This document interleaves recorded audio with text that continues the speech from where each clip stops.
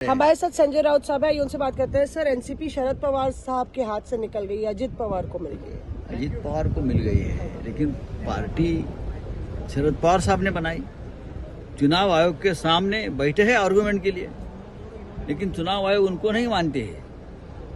ये आयरे गहरे, आयाराम गयाराम, एकनाथ शिंदे, ये कौन अजित पवार, उनके हाथ में पार्टी दी जाती है। ये भारतीय चुनाव आयोग नहीं है, ये मोदी शाह जी का चुनाव आयोग है और इसलिए सब हो रहा है। ये पैकेज है ये कि आप पार्टी तोड़ो, भ्रष्टाचार करो और पार्टी के साथ हम अपने साथ हमारे साथ आइए, चुनाव आयोग आपको पार्टी और सिंबल दे देगा। ये एक पैकेज है, ये पॉलिटिकल पैकेज है। देश में जो एक नया ट्रेंड चल रहा है, लेकिन इससे लोकतंत्र को बहुत बड़ा खतरा है। इंडिया ब्लॉक को एक बड़ा खतरा, जयंत चौधरी बीजेपी का दामन थामने वाले हैं। जब थामेंगे तो हम बात करेंगे।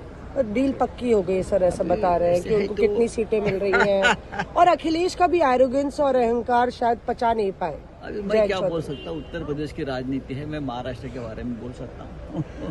सर, वैसे तो आप बोल सकते हैं, पर आप बोलेंगे लेकिन ठीक नहीं है।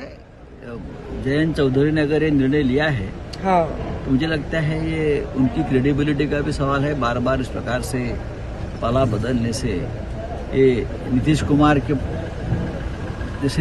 की क्रेडिबिलिटी खत्म हो गई। हाँ। बड़े पलटूराम हो गए, छोटे पलटूराम हो गए, लेकिन मुझे लगता है कि जयंत जी ये नहीं करेंगे। तो मोदी जी सही साबित हुए, भानुमति का कुनबा हो गया इंडिया ब्लॉक।